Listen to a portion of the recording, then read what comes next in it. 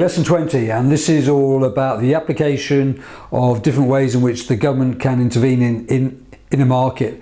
I remember doing this earlier, and we were talking about taxes, subsidies, more information, grants, regulation, extension of property rights, price controls. So you need to have that in the back of your head all of the time. He says, as I'm just reading off the board up there. No, but you need to know that. Right. So for example, as soon as I see the word electric cars, I can think, okay, well, we can put a tax on petrol, we can subsidise electric cars, we can send that information to people, we could even use pollution permits, we can spend money on research and development, so give grants to firms who are willing to invest in electric cars. We can also create a whole infrastructure so that you can use a battery to regenerate your battery, so you can use your electric car. Right, so there's loads and loads of information in there in terms of how we can entice customers, signal to customers that we want to use electric cars. And also, in effect, we are in fact working within the working system, but of course all of that involves a value judgment is to how important are electric cars in the battle against global warming, and then also we have to ask the question about where do we get the electricity from in the first place. I always have this lovely idea that in my house I would love to be able to put solar panels, which I'm not allowed to do actually, but I'd love to put solar panels on the roof of my house, and then I could generate my own electricity, which I could then use to generate my own electric car. So fundamentally I'll be running my car off nothing, and there'd be no carbon emissions at all, apart from the cost of producing the car, which obviously would give off various carbon emissions from there. Anyway, electric cars. So we have the price mechanism. Yeah, we could just leave it up to the price mechanism, and then eventually electric cars would come into use, although it may take a very, very long time. As the price of petrol goes up, people may eventually decide to move towards electric cars. But with electric cars, we have a subsidy here because it has a positive externality, because it gives off fewer carbon emissions, assuming that the electricity comes from a renewable resource. So we can provide that diagram on there. If we leave it to the free market, the good will be under-provided.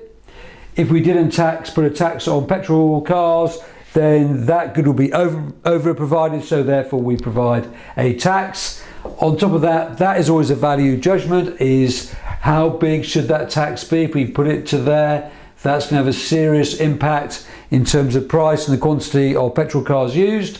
How big should the subsidy be? Well, if we have an even bigger subsidy, so we put on a bigger external benefit, so therefore we have a bigger subsidy on there, then obviously then we're going to use more electric cars from there. If the subsidy is too big, then that could create that could then create government failure. The government could provide money for research and development. That's a key component. With all of these factors, we could combine all of these factors to send a signal to producers. We can inform people of how serious climate change is and why we need to change things. We can regulate, so we could force petrol producers to make sure that their cars do more miles per gallon, so maybe get up to 60 miles an hour. So that would increase the cost of producing those cars, so therefore they may be forced to produce electric cars. And we can create the right infrastructure all over the UK for those cars. And finally, we haven't spoken about this yet, but we could also introduce pollution permits. So we could say to everybody that you can only emit a certain level of pollution, and obviously if you use an electric car from a renewable resource, then you'll have loads of spare capacity, you'll have loads of spares in terms of emitting your carbon emissions. Okay, so there's loads of ways in which we can incentivize customers to use electric cars. Okay, that's one. Right, there's also another problem, maybe the decline of exercise in schools, and so therefore I immediately think to myself, what could the government do about it? It could provide information on why exercise is important. They could pass laws to say that there should be more physical education within schools. They could provide more PE teachers. They could provide primary sports, whereby they pay people to introduce sports after lessons. They could provide more sports centres or subsidise more sports centres, so sport would therefore become cheaper. They could subsidise bikes for people, so therefore people are more likely to use bikes, so therefore that would create that incentive. They could have more cycling lanes to schools, so therefore people, instead of going by car, people will cycle to school. They could provide more funds for sport. Of course, all of this, there will be an opportunity cost involved. Right, so all of this, there are lots of different ways in which you can entice people to take up sport, or you could provide a whole variety of measures on there. Once again, there are lots of different ways in which we can solve the problem. With agriculture, there aren't so many things that we can do. We can't have an information campaign on why it's good to have buffer stocks. I don't think people would really be that interested. We could provide grants, but let's have a look at it, right? One way is we could provide minimum prices for agriculture. So whatever happens, even when you produce loads and loads of a product, you can have a minimum price. So therefore farmers wouldn't worry about having a massive excess supply and not getting a fair price for their goods. The problem with that, of course, is that there's a cost to the consumer on that, and also we've got to hold that surplus stock if we have surplus amounts of produce. At what rate do you set that minimum price? Clearly in the past, the Common Agricultural Policy has set that price too high. Or we can have a buffer stock scheme. So the buffer stock scheme is inelastic demand curve for agricultural products. This is the price that we want to have. If we have excess supply, then we buy up that excess supply, and that goes into a buffer stock. If there's a shortage of supply, if the S1 is supply, which creates a very high price, then we release that buffer stock onto the market. So therefore we have price stability.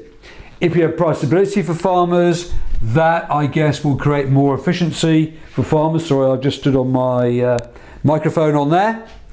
Or if we have this system on here, it's going to cost more money, so that's going to increase the price of food. There's an equity issue concerned, higher prices, and the cost of running this particular program. Another method is for the government to spend more money on research and development so therefore farmers can increase their yields, maybe GM crops or something like that.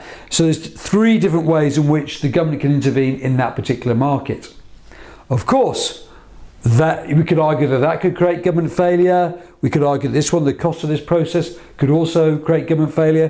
Why not leave it out just leave it totally to the free market? Then 1 year farmers may gain a lot of money, another year they may lose money, but overall they'll probably make money, and let the farmers do the research and development. Personally, once again, I think that food is such a critical issue, particularly with a growing population. I would probably back every single one of these campaigns, because in the UK, how much extra cost to a family do higher prices mean in terms of food? Obviously, it can create a little bit of a problem, but food is a key resource for society. But that's my opinion, and that is a value judgment.